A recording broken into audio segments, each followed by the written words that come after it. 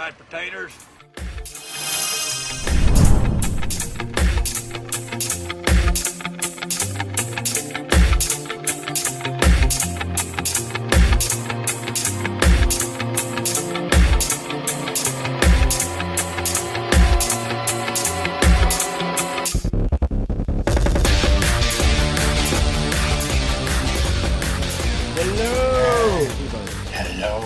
It is glorious to see everyone. Hello. Welcome to Neck Above the Head with Steve and Nickachu. I am Steve. I am Nickachu. We had problems with, should we just tell him? Yeah, sure. This is our second shot at this. On my end, we had technical difficulties, but all fixed. Fingers crossed. And here we go. Yeah, once in a while you got problems.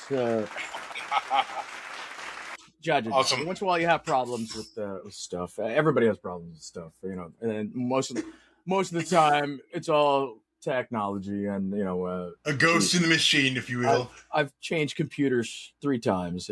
Hey, all right. What was that? That's I what think we're we're gonna do this movie, which is called Dumb and Dumber. Dumb and Dumber. We actually were requested to do this a while ago. Yes. Which is Here funny. it is. Because we will absolutely do these requests, and there's always something to learn about these films, and always it's funny. So, anything you can think of, any movies you want to suggest, when you like and subscribe below, by all means, send us down some below. subscriptions, and maybe with Super Sub, and we'll be happy to take your requests. Yeah, subscribe, please. Subscribe and share. Anything Like you and have share. to give us idea-wise, we'll be happy to tackle, because that's what we do here, which is great. That's what we do here. Let Let me tell you something. Again, Let which me is tell you something. what a great character. What a great. I mean, honestly, that show doesn't get enough love, and a lot of the people like Will Sasso and that don't get enough appreciation. Yeah. Like My Spy, I can't remember the actor's name, but his character in that, and he was from, I believe, Matt TV, was awesome. And if his character is not, then I'm a complete ass. But that guy Sasso, is that what you're talking about? No, not Will Sasso. It was Lord. Well, I've just blown my cover. Well, Will Sasso was on Mom, I believe. He's been in a lot of the Chuck Lorre production shows. I'm talking about the Spy movie with Melissa McCarthy. Yeah. I know what you're talking about. Jason Statham was the obviously. Yeah, he's funny. Was it? No, wait. Peter Serafinowicz was not. Sorry. Yeah, I believe this. Peter Serafinowicz is who I was thinking of. He was not on Mad TV. I'm a complete idiot. And yay! That happens. Oh my god. Oh my god, it happens, dude. Don't worry about it. I thought you were talking about. Let me tell you something. I thought you were talking about Living Color. Well, that was the transition, was from Living Color and then Mad TV and then this. But yeah, Peter Serafinowicz was the guy who called the Guardians of the Galaxy. These are total a-holes. Yeah. That was on actually earlier. He was also in the Hobbit movies as the head elf. That's cool. Legolas's dad. Yeah, and he was great in that. He was totally menacing, and those are really good. Breath of the Dragons of the North. I liked the Hobbit movies, but this is the way I see it. It's almost like they looked a little too polished. You get what I'm saying? Yeah. Look, absolutely. I thought they made the fight scenes, like the barrel dancing scenes with Bomber. Like, come on, man. Like, that's way too. You're trying too hard, but. Yeah. You also have to remember that the subject matter is a children's book. Like, the Fellowship of the Ring and the subsequent books in the trilogy were not for children. Like this one, adult oriented. You could tell by like the first movie with the sing-songy stuff, and like the trolls were menacing, but not that menacing. Like it's not like Lord of the Rings where you have a big bad like Sauron. It was just it is classified as a children's book. So, I mean, it is what it is, and it is what the director intended. So to get something with a lot of drama and, these vicious battles that you expected, maybe if they started with The Hobbit first, I don't think anybody would complain. In fact, I think that would elevate the Lord of the Rings films, because even more so. there's so much more gravitas and so much more drama. And yes, even with the stuff that they left out, like Tom Bombadil and key character changes, it still is awesome and it's impactful. And obviously it won, the Oscars and all sorts of awards because of the quality, especially Return of the King. But, honestly, at the same time, these, if they started I don't think anybody would complain about The Hobbit if they maybe released those before Lord of the Rings. Because but I think that was an afterthought. Well, it was. It totally was. Clearly. I mean, everybody wanted to do the Fellowship trilogy rather than the Hobbit trilogy because the obvious limitations, so they had to invent a lot of stuff and a lot of drama and a lot of elongated storylines to stretch over 3 films that, remember, Hobbit is a book and the Fellowship is 3 books plus, if you really want to get into it, the Silmarillion, appendices. So, a whole bunch of stuff. And a lot of that stuff didn't apply to the Hobbits. They had to make up a lot of crap to go over 3 movies. Why they went over 3 movies, I'll never know. I will know. It's money, but whatever. I don't hate them. Man, I love those movies. I don't hate them as much as I did when they were released, because if you understand what they're for and what they're, Oh, I mean, the Hobbit movies. What were you talking about? I was at Lord of the Rings. Oh, shit. I mean, look, if you don't like the Lord of the Rings movies, if you don't like the Lord of the Rings movies, it's like, I don't like the original Star Wars. What's wrong? What's wrong with you? Like, really? Yeah. Do you not like fun? Like, yeah, dude. Which the first one I saw at the movie theater with my girlfriend at the time and Scott Doherty. Remember him? Yeah, Scott, yes, I do. Scott, yeah. You know Scott. And a bunch of others. We all went, and it was a blast, man. And it's true. You think the movie's winding down, and you're like, no, we're going again. Yep. And again. Yeah. And again. Dude, that movie's intense. That movie's super dope. I watched it with my mother-in-law, which we watched the extended editions of all 3 Fellowship movies. And she cried like 8 times in Return of the King because there's like 8 endings. So that's fine. Yeah. I'm fine with it. I mean, each one at least tried to close the storylines that were there. But like, Hobbit doesn't have that audience because it's not anywhere near. It's so much blubber and so much stuff that gets you out of the, but there's some cool stuff there. Don't get me wrong. Yeah, there's cool stuff. It just doesn't have the strength, emotional strength that not nowhere near, and it was never meant to. Like, it's just it's manufactured, and that's fine. I mean, there's no problem with that. But like, as you get along in it, like we used to use, the big necromancer battle as like a TV test for bad TVs when I worked. Really? In television, because it was obviously 4K to 8K, and a lot of flashes and a lot of color changes across the screen that worked really well for that. But I mean, look, technologically it's great. Story wise, not so much. A manufactured storyline between an elf and a dwarf is like kind of weak. But I understand why they did it. You had to stretch 3 movies out, whatever, man. I mean, the end of 2. I remember I had the flu really, really bad, and I didn't see Hobbit 2 in the theaters. So I had to watch that, and then the ending song is that, which is, I'm going to admit this, is the Ed Sheeran song. We feel fire, we build fire, whatever it's called. It doesn't matter. But I thought that was really impactful. And the end is like, is Smaug going, I'm going to smite, Lake Town. It was like, oh boy, and it was all, Bilbo's fault.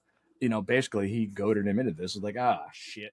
That ends with that really sad, like the old Ed Sheeran song style with the actual acoustic and the loops. Yeah. I was like, this is classic Ed Sheeran. I'm like, oh my God. Back with the word. So good. So good. And I was in the throes of a fever, or of a flu fever, like the worst you'll ever feel if you've never had the influenza. My God.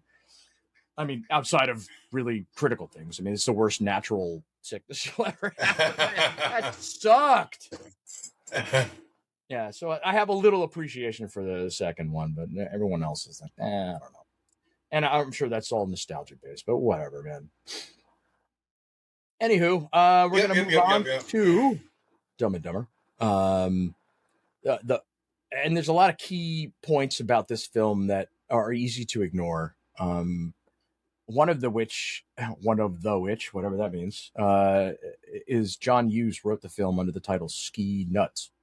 So John Hughes, Ski Nuts, yep. 16 Candles, he of the predominant 80s movies that we all love.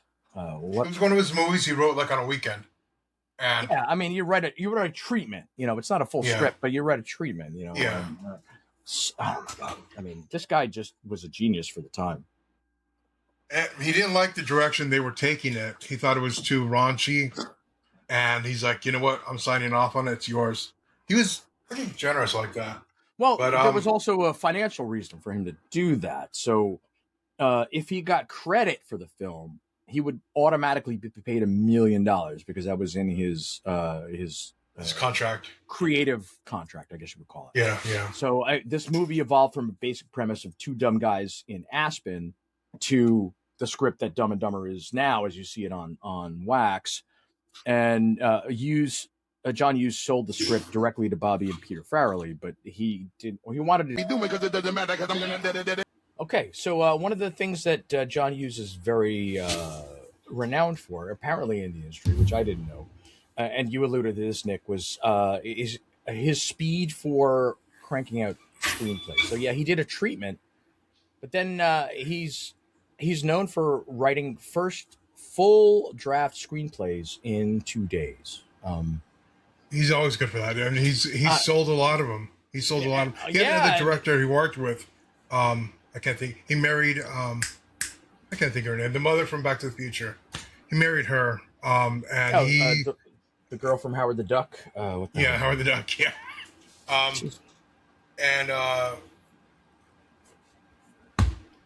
But anyway, he wrote a lot of them. But they would get him. You know what? I'll look it up right now. It's just going to bother me. Well, yeah, I mean, I can't remember her name either. But, when you talk about writing a full... I mean, I've written screenplays. You've written screenplays. We're working on a couple... and to do that in 48 hours, like a draft? A screenplay in a draft? Like... Howard Deutsch. Howard Deutsch popped in my head. Didn't even have to look it up. Like, okay, that's sorry. not the that came out of clear blue. That's not the girl from Howard the Duck, but okay, yeah. I don't think. That's the director. That's the director he would often work with. Howard Deutsch, like what? Like he married Howard Deutsch? I don't know. Secret. Shoot, why can't I remember her name? It's on the tip of my tongue also. Yeah, Lord. We're terrible at our jobs. Leah Thompson. Why did I forget that? How did I forget that? Me too. Did I forget that? I don't know. Lord, I don't know. So silly. Zoe Deutsch is their daughter, and I believe she's an actress. Okay. Yeah, that's all. Nice. Oh, that's good. He did so many scripts that Howard Deutsch should get to do a lot of them, direct a lot of them. Right. Agree. Wild. Ooh, baby, it's a wild world. Yeah. So, baby. When the Farrelly brothers were trying to, kind of sell this script, they had some trouble. The name. And it was all about the name.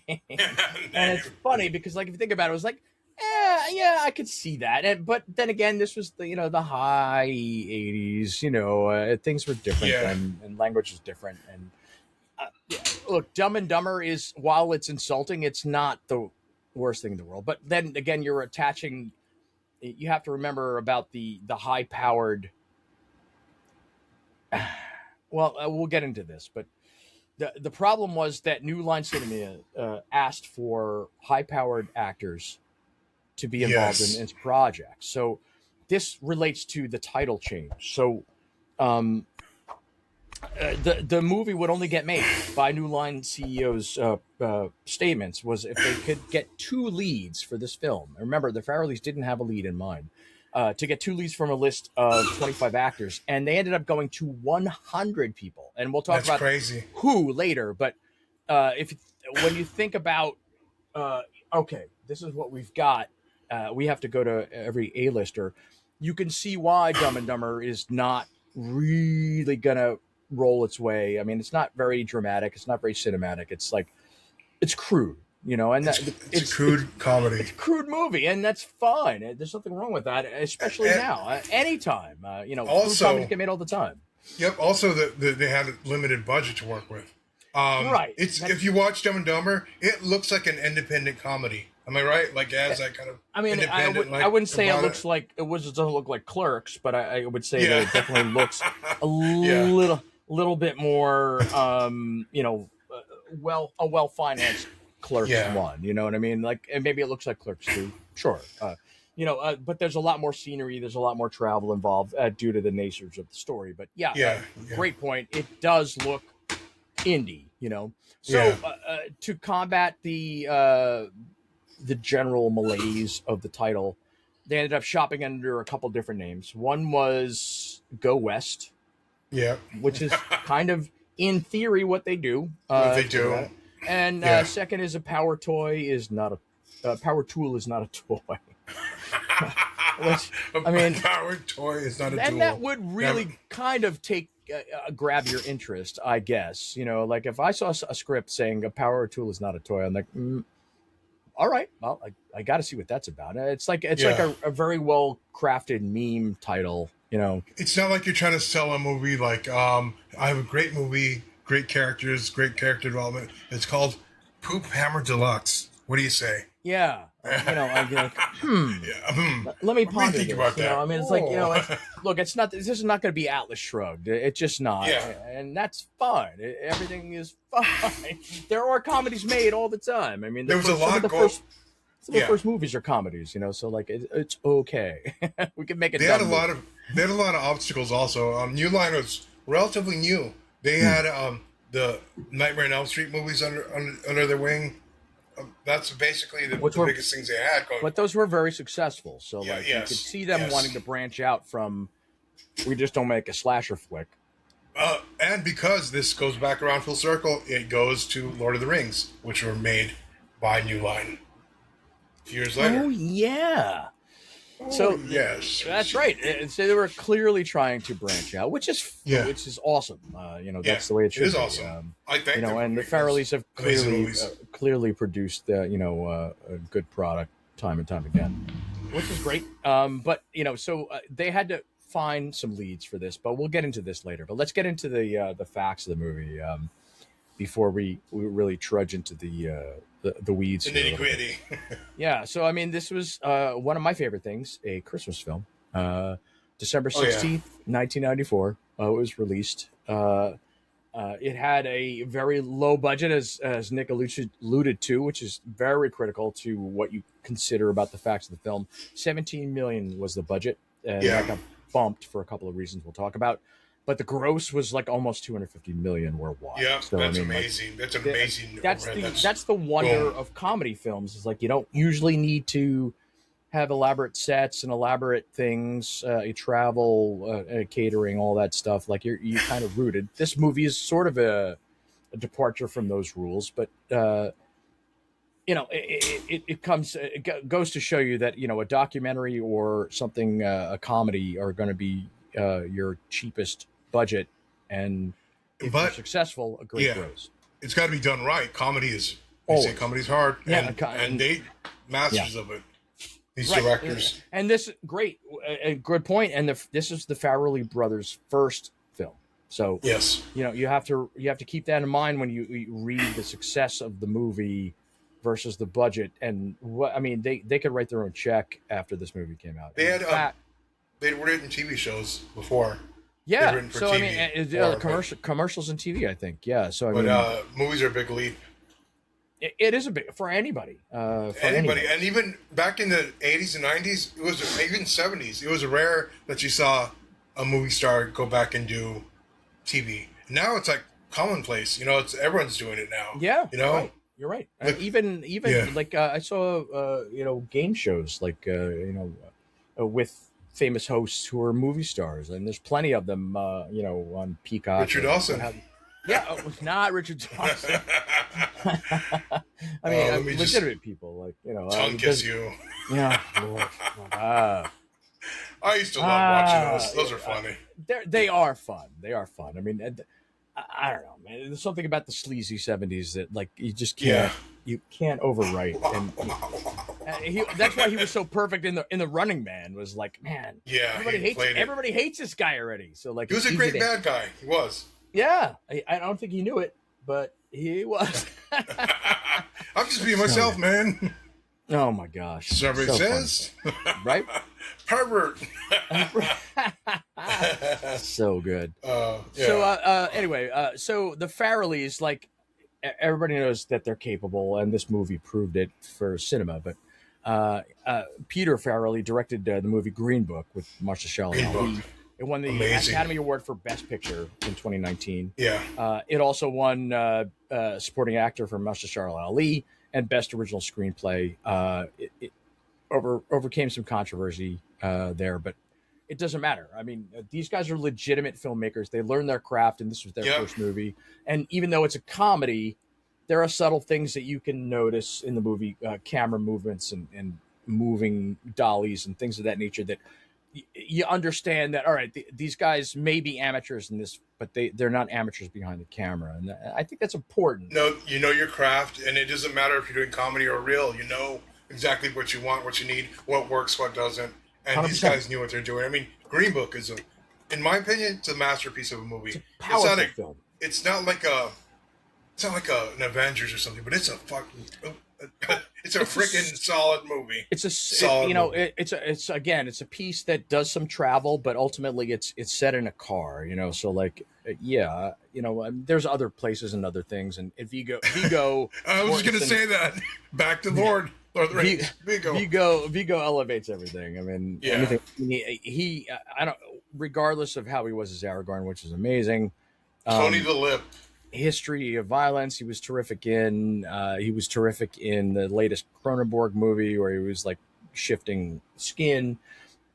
The guy's great. Whatever he touches, and regardless of Aragorn, the guy's magic, and I don't care what. And Mahershala Ali is awesome, and It sucks that we're never going to see Blade.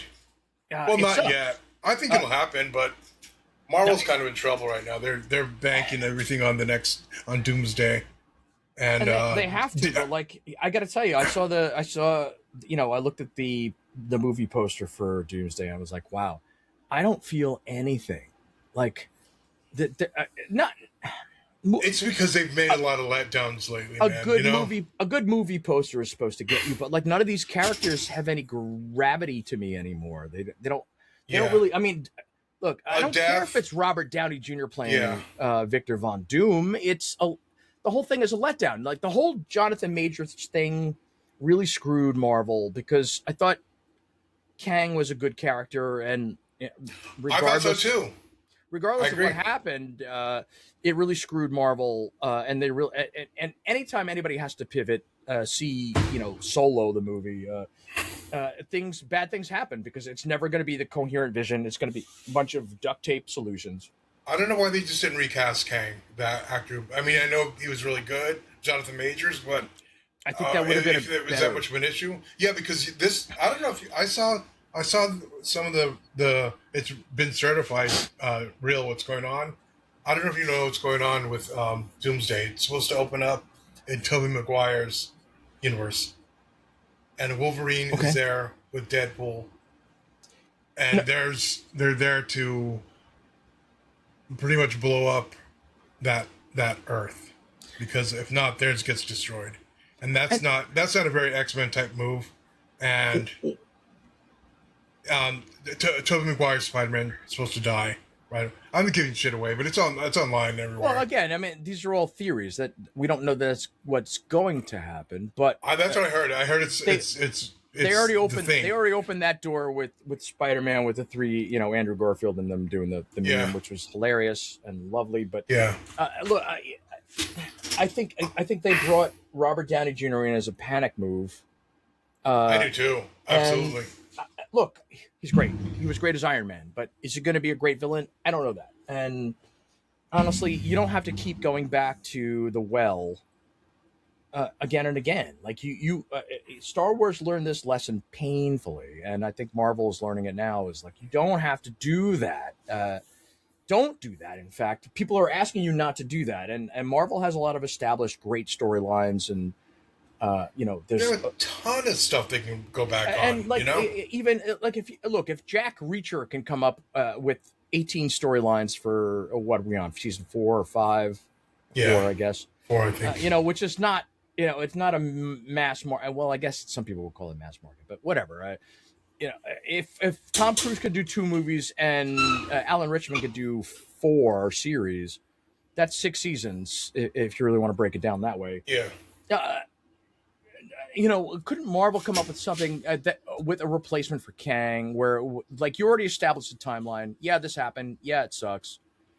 Making this giant pivot never ends up in good hands, and we learned that with Solo, with the Phil Lord and his team, and that's horrible. And Chris Miller, the ones who did Project Hail Mary. Yeah, right. And they didn't let them sit back and do their thing. And they did plenty of TV stuff that was great and solid, and like let them do their thing. You're going to tell me their version of Solo is going to be that, like a crack up slapstick comedy that it wasn't going to be. I mean, they understand the subject. This has been rehashed, I'm sure, over and over again online. But we're just stating our opinions, and I don't want to get down a giant endless hole here. But again, look, changing tactics at any point is never going to work. So that sucks about Blade. To our original subject matter, it sucks. I mean, Mahershala Ali, I think, is a great actor. I loved him in He's a great actor. Absolutely. I loved him in the True Detective series. I love him in everything he does. I think he's fantastic. In the Marvel series, great. The dude is great. I think he would make an excellent Blade.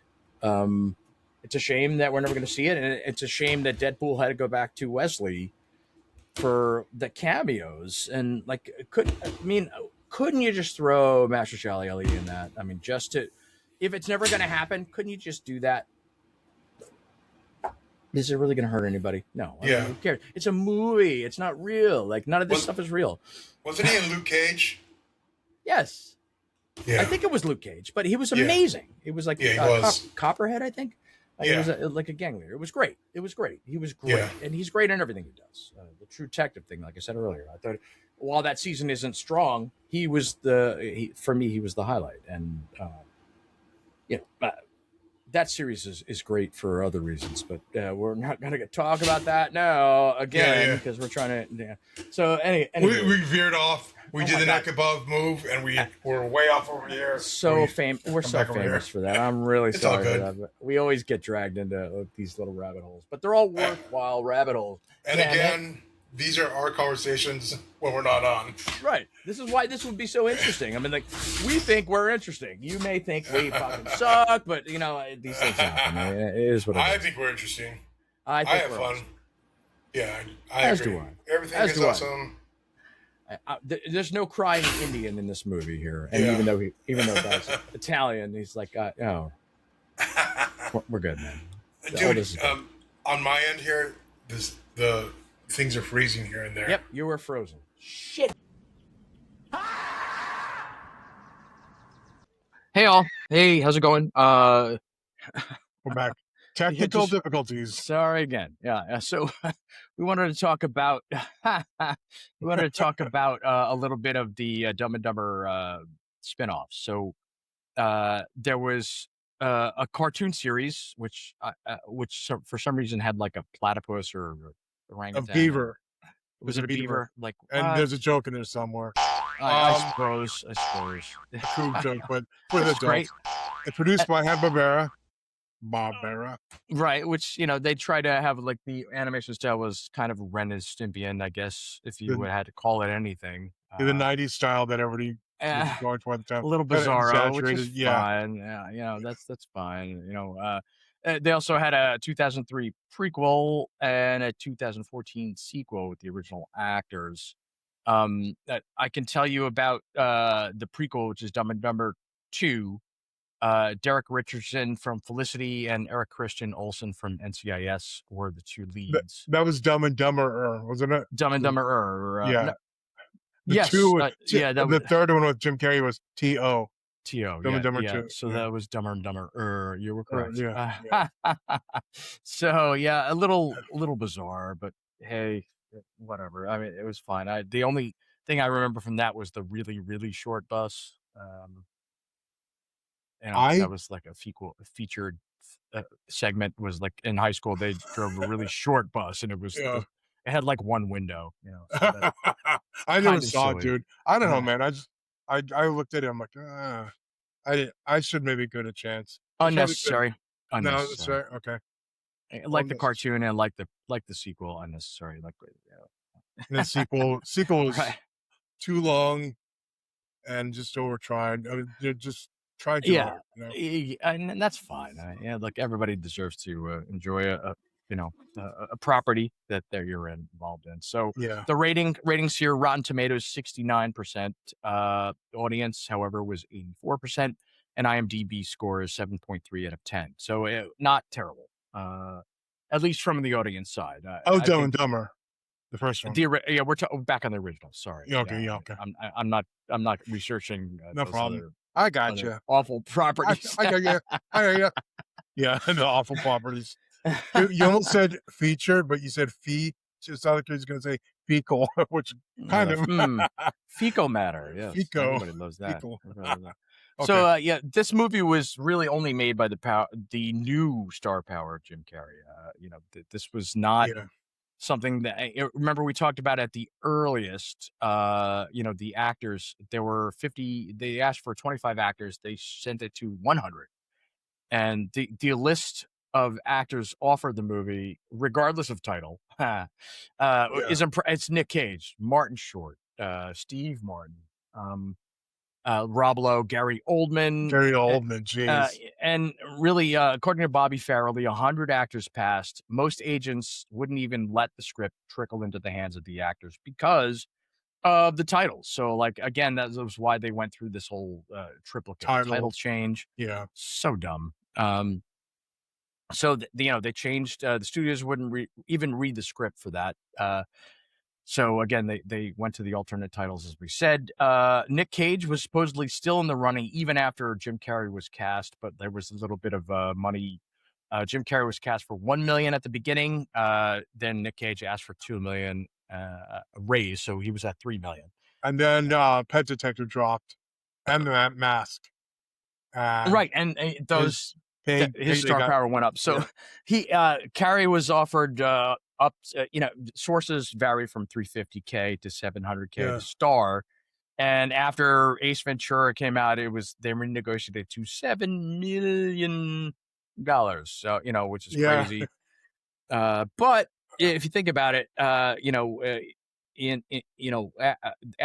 Ace Ventura, he went on an insane streak. Yeah, he was the first actor ever in 1994 to star in 3 #1 box office movies, which is Ace in a row, Mask, and Dumb and Dumber. So that tells you, that already tips our hand as like how well the movie did. Clearly, it did well.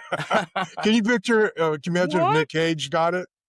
If he actually did it? Yeah, as the straight man. Like, I don't think Nick plays a straight man. Actually, really. No. From what I understand, they're both not the straight men in this.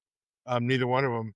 That's there was a little bit of acting, that Jeff Daniels kind of. Yeah. He always took a second fiddle to Carrey's character. Which, that's true. That's true. Maybe it's, but it was by design. Like he said clearly that his character was dumber than Jim Carrey's character. So he always said he was on a 5-second delay. So like you'll see him like. Yeah, and then he laughs, or then he does something. So it's like, he would just wait for the thing to end and then do his part, which was equally silly and more improv on Jim Carrey than anything. Which is great. Nick Cage wouldn't have fit at all. I mean, imagine our pets are falling off. He acts, like throws that up at the end. Look, it would be like a fever dream, I think. I mean, seeing him in Mandy and some other films, like I don't know. Again, another movie that was put together perfectly because of circumstance. We talked about The Crow in our first episode, and Lethal Weapon, and all of them. They're just perfect movies as they happened. Agree. And, let it stand. Yeah. The good stuff. So the Farrelly brothers and Jeff and Jim Carrey wanted Jeff Daniels clearly, and it was based on his performance in Something Wild in 1986. Yeah. So that was his comedy take, and the studio wanted Harlan Williams, who I think was in like Periscope Down or whatever. Periscope. He was in some other things, but like that's the main film that I remember him. But he still made this film. He was the patrolman who drinks their pee, so which is hilarious. He was great in his role, but I don't think he would match Jeff Daniels at all in this film. That was such a great scene, though. You'll shut your mouth if you know it's good for you. Yeah, which is hilarious, which works. But again, it's a bit part role, and he did well in it. So because of this, the Farrelly versus and Carey versus the studio lowballed Daniels with $50,000, which he accepted. Yeah, he accepted. He's like, I want to do this. That's pretty awesome. Kind of a messed up move on their behalf, And even his agents were like, at the 11th hour, like, you're making a mistake doing this. And I obviously, history shows that everybody disagrees. Like, it showed his range, and he got into a lot of really great things post and previous to this. So his career speaks for itself. I think Jim Carrey stuck up for him and got his pay increased. He did. Yeah. Totally, which is great. I mean, I'm sure he made more money than $50K at the end, and once that movie made the moolah that it did, the reparations were definitely going to be made. So that's a good thing. The crazy thing about this film is the amount of improvisation, but really with Jim Carrey at the lead, it really shouldn't surprise you. But there's other people who really dive into that. The most annoying sound in the world, totally improvised, not in the script. The moon landing, which is a great scene. Like, really? Like, the big gulp scene, the doggy bag after the kung fu scene, like all of that stuff is completely improvised. Which, if you look at, the, Mighty Wind or, Waiting for Guffin films that Christopher Guest did, a lot of that stuff was completely improvised, and it's great. Yeah. It's super great. Yeah, the big gulp thing, we used to do that all the time. Well, okay. Beer. Drinking beer, huh? See you later. So good. So good. And also what's that? So there is a chance. Right. One in a million. So you're saying there's a chance. Nice. Legendary. And there's not a day where I don't say that. Normally. Yeah. It's so quotable. It really is. It really is. And that's the genius, the Anchorman effect, where like you remember these lines and you say them all your life. And when it's in your zeitgeist, like it was for our age people, it's one of those things. And absolutely. It makes the culture so crazy. So the Danbury Hotel in Estes was actually the Stanley Hotel, which was the inspiration for the Shining movie.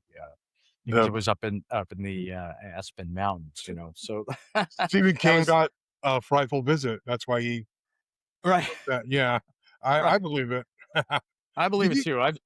Did you say you stayed at a place that was kind of haunted or haunted? I did. I did. I stayed at the Savoy Hotel in Kansas City, Missouri, and it was totally haunted. Like, I don't care what anybody says. I saw some weird crap. I went down a hallway that I made a left turn down a hallway trying to find my room when I checked in, and the hallway was completely bone white from floor to ceiling. Oh, that's everything was crazy. white. And at the end, there was a what do you call those things? A tricycle tipped over on its side at the end, and that was it. And I'm like, I just backed out. I'm like, yep, great. I'm out of here. my bed was one complete piece of wood, like floor to ceiling. It was one of those canopy beds. Oh, that's crazy. But it was made out of one piece of wood, and there were like faces and stuff on the side. I'm like, this is insane. And you actually stayed? You stayed? There was it was during a conference. There were the reason why I had to stay there at all was because there was nothing locally. Nothing available. Oh, it sucks, man. So it was like the only hotel that had. I'll tell you, the restaurant there was terrific, but the stuff inside the rooms and inside the hallways was disturbing, crazy bizarre. Yeah. What about you? I stayed at the Gunter hotel in San Antonio for a high school reunion, but it was party time, so if there was anything going on, I didn't notice. Yeah. Okay. Yeah. Still, it's got a rep, you know. Yeah. Guter. That's very Max Schnell. Very Germanic. Yes. Very dramatic, like my name today. Not really German. Bitten. Yeah. Bitter. Swing bitten. So anyway, Cam Neely, Seabass. Oh, Cam Neely. So yeah, the NHL All-Star, played for the Boston Bruins. I think he worked in their front office later, but yeah, he was cast as Seabass.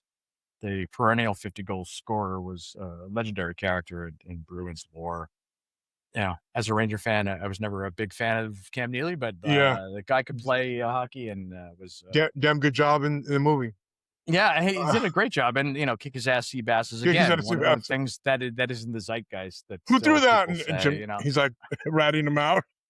So good, so good. Yeah, it really is great. And speaking of fighting, the chipped tooth that Lloyd Christmas had is real. Jim Carrey removed a cap. The cap that he had, which he received.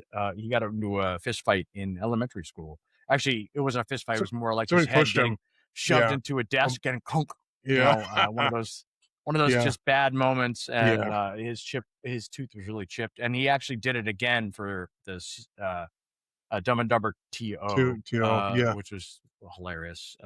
That's talk about commitment to a role. Very committed. So Lauren Holly, go ahead.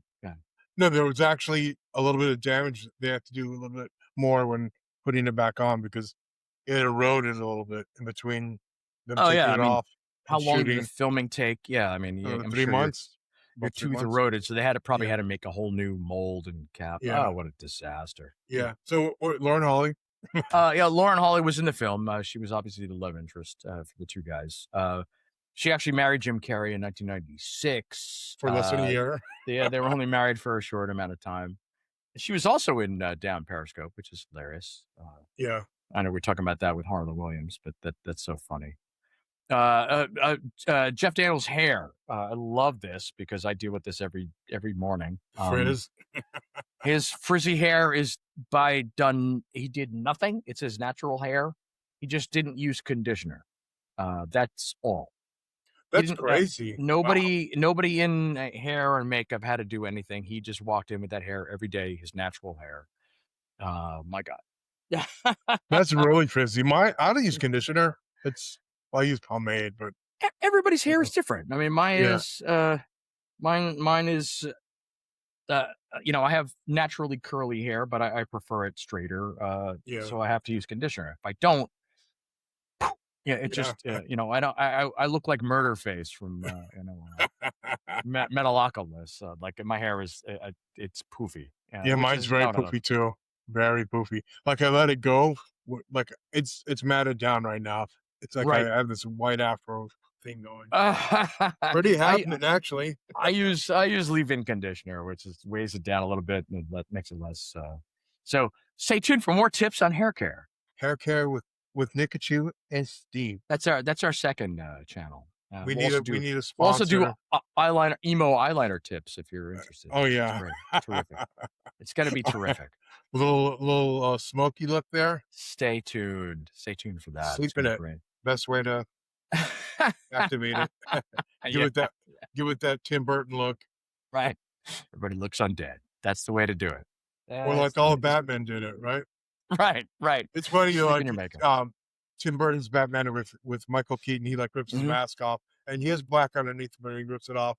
Nothing. Amazing. Like, wow, I'm regular Michael Keaton. Like, okay. Regular. How'd you do that? I'm regular. And I'm Jesus. So, Jesus. I love to be able to refer to the actual Jesus when I say Jesus or Lord have mercy. Yeah. Here's Jesus. Me have mercy. This is who I'm referring to. T-O or D-O? Right. Well, and in this case, it will be T-O, I guess. T-O. I don't know the subject matter. So Mary's husband was a point of contention. Getting back to the film, so they wanted somebody to be like smoldering hot, kind of to play off of Lloyd Christmas and Jeff Daniels' character. It was just sort of that they were playing around. So Mel Gibson was in extended talks to star as her husband. That didn't work out, which is fine. I think that would have been distracting, having somebody with a name there. But all of these films, whenever you have, it gets harder and harder when you have a big name cast for maybe The Odyssey is a good point, or a film of that nature where you have established actors playing secondary roles. It's like it kicks you right out of character for me. It does. Takes you out of the scene, I think, right? Yeah, I'm not a big fan of that. I mean, look, everybody's got to eat, but like, and who the hell am I? I don't know anything about filmmaking really, except for what I like and what I don't like. But for this, having somebody like Mel Gibson would just be like over the distraction, top. A big distraction. It would kick you out of the scene a little bit, maybe. And you have to remember, at the time, Mel Gibson was not doing the fat man. He was doing like major roles. Braveheart. He was a major director. Braveheart was about to come out. Yeah, I mean, he didn't really screw himself with this insanity at that time. So you got to keep that in mind. But yeah, I mean, otherwise, this film has societal and amazing repercussions even today in 2026. It's a quotable film. It's a fun film. It's one of those films I alluded to at the beginning. I wouldn't say it's a Shawshank or Braveheart where I have to watch it every time I see it, but like I wouldn't hate it. You know what I mean? Like it is light enough, but it's got enough meat on the bone where like, you know what? I'm going to sit down and watch it. Yeah. It is good, quotable, fun.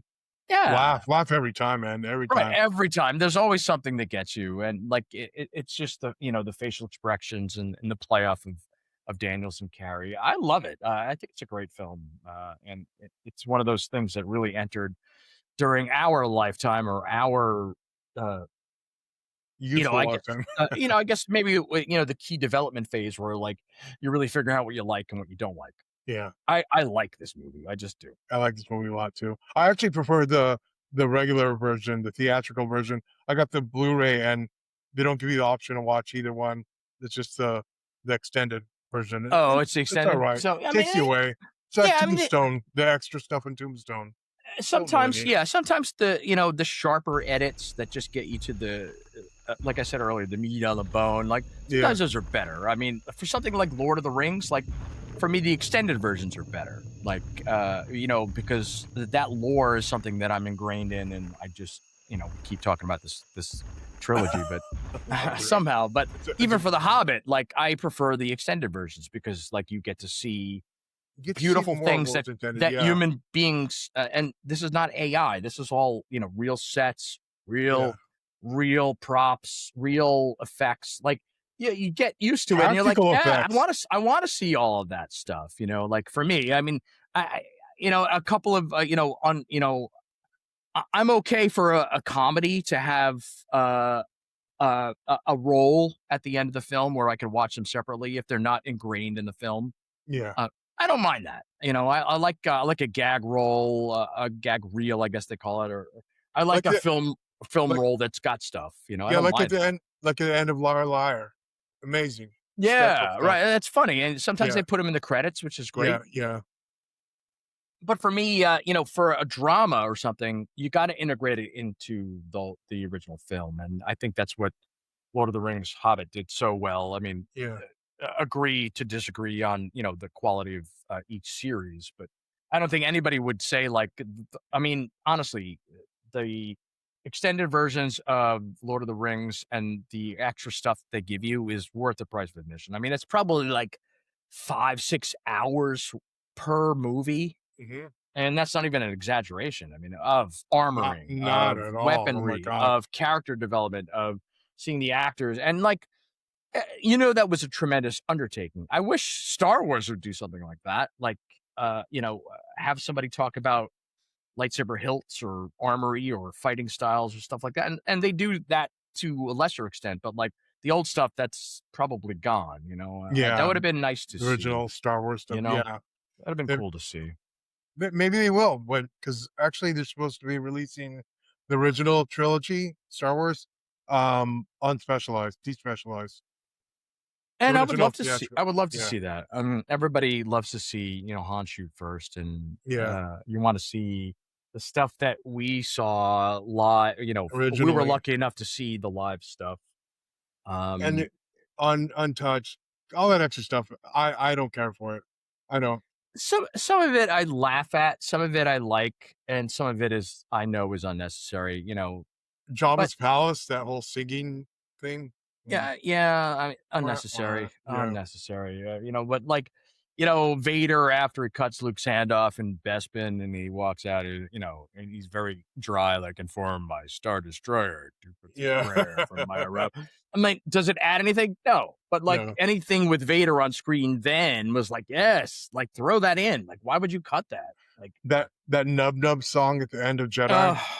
The original. Oh my God, so yeah, but no, but the newer one was bad.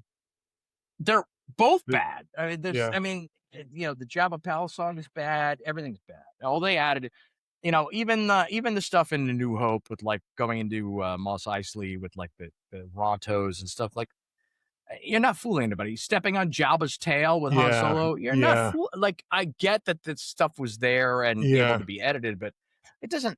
I don't know, man. It was it was nice. It was cool to see Jabba there. I mean, it just adds something to Return of the Jedi when you finally see him again, I guess. I don't know. I have a love-hate relationship with with all the original trilogy ads.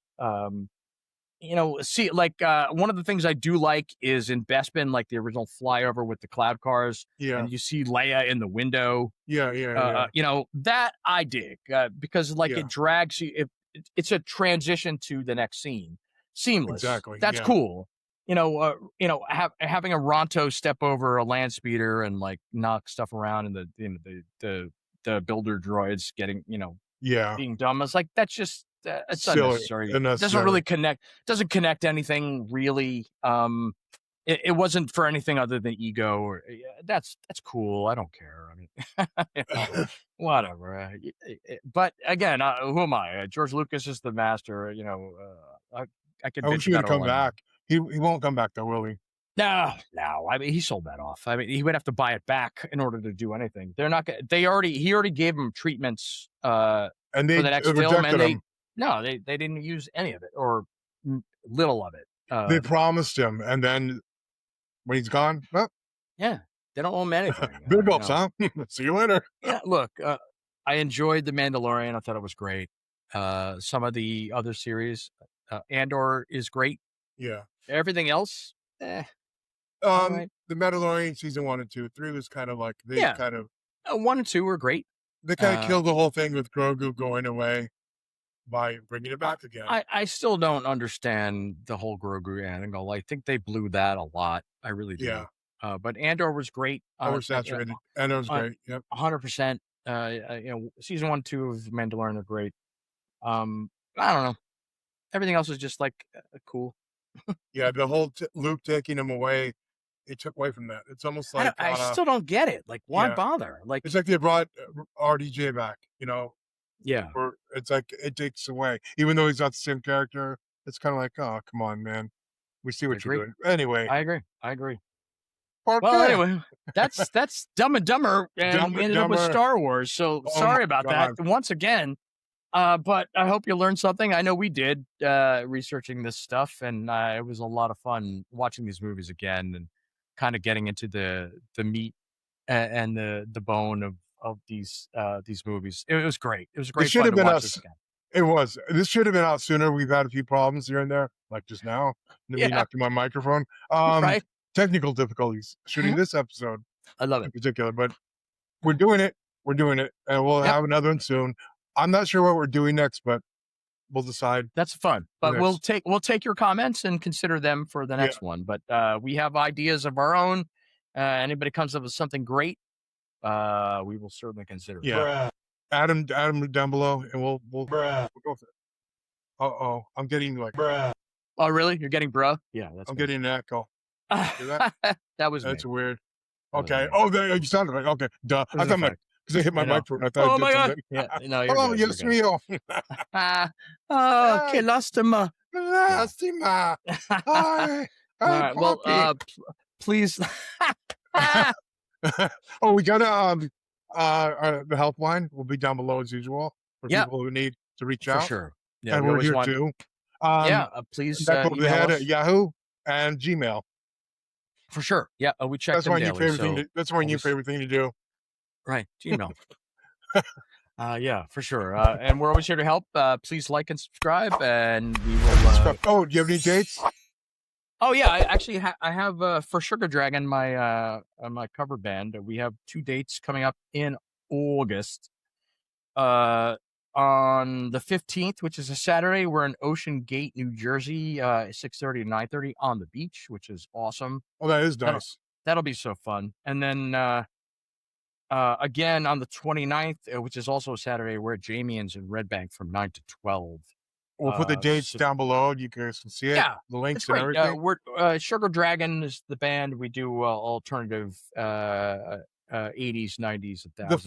The fun stuff. Some emo stuff, some old rock. But it's all alternative leaning. I love E6. Yeah, it's awesome. It's awesome. Yeah. We have a lot of fun, and people seem to like it. So that's. I was also actually going to throw in some movies that I just bought recently. Oh, cool! Yeah. Top Secret. Oh, I love that movie with Val Kilmer. I was watching Lovecraft Country earlier today, and they had had a girl named Sue, and they were playing that in the background, and it was like I kind of like Val Kilmer's version better. I mean, honestly, Val Kilmer was awesome in that. He was very talented, and that movie is awesome. The airplane guys. You look through the credits and they have recipes and stuff like top to bottom, beginning to end. It's magic. So, great movie. And Val Kilmer, God rest his soul. He was an amazing talent. Iceman live forever. I got Deep Rising. I love that movie. Freaking awesome. The ending of that, man, they opened that up for a sequel. It never was done. Treat Williams was great in that. He was. I think it's a girl from Ipanema. Like, that was one of the first movies I ever watched on a PC instead of a TV because my computer at the time had a DVD player. And that was, wow. Oh, wow. Yeah, I mean that's how old we are. Like, seriously. What a great film. And I was the first person that I knew that had a DVD player with DTX in it. I remember you got it. Like it was a Panasonic, and this thing was like legendary. It was heavy. I got it from like Nobody Beats the Whiz. Like, what the shit? But the sound, like I bought a bunch of cheap speakers and like threw it around. Like it was dope. Dude, I remember we were setting it up and I had my 3DO out in the living room. Yeah. And you're like, dude, just put it on top. I'm like, dude, it's kind of heavy. You're like, pass. Right. Maybe not. I remember that. I had an optical, zoom and all that stuff. Amazing. So good. So dude, good. I was so jealous. I got a Samsung shortly after that. Yeah. I got the Patriot. Just came out 4K. Oh yeah, with Mel Gibson. Yeah, great movie. All ties together again. On the Mel. That's his American Braveheart. Yeah. Yep.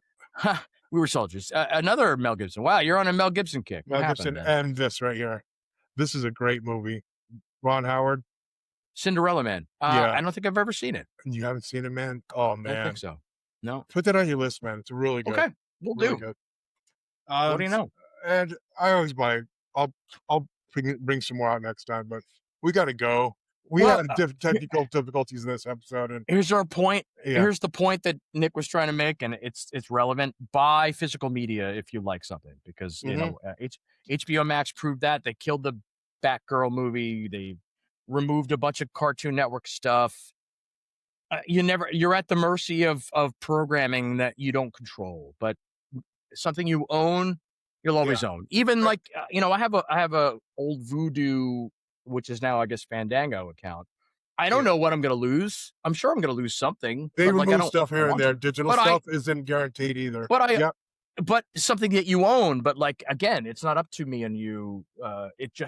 They decide, no, you know what? We're going to sell this license off, and you lose it immediately and you have to buy it again. Like, or maybe it's not even available anymore. And that's bullshit. I think that sucks, but that's the world that we live in now, which, you know, ownership is not ownership if it's digital. So always, if you love something, track it down, buy it, you know, just in case. Like we were talking earlier, we both own multiple backup 4K DVD players. Yeah. I mean, to the point, like Nick has 4, I have 3. Yeah, it's important because like they're not going to make them again. They don't make those anymore. So like, you know, find one, get a backup. If you own physical media, get backups. If you want to save the universe, buy backups. Do this now, and then I'm going to get blown up. You have an effect for that? I don't, sadly. Sadly. Awesome. As close as we're going to get. Okay. Well, all right, boys and girls. Me and Jesus are going to hang out. Love you guys. We'll see you in the next one. All right. So long. Neck above the head, Yahoo and Gmail. Like and subscribe, please. Like and subscribe. And if you need to talk to anybody, we're here. Reach out to us. We love you. Thank you for listening, watching, whatever you're doing. However you find us. And we're going to expand our media outreach. We're going to, we were on, are we on Apple? Well, no. I believe we are. We are. Yeah. Well, regardless, we're gonna be more mindful of that. Yeah, we're gonna be more podcasty, and so we're gonna expand our reach to a lot of other channels that may not be video based. So podcasting. We're gonna be podcasting. I love it. Okay, awesome. Okay, you guys have a great week, and we'll talk to you on the next one. Talk soon. See you next time. Take care. Bye.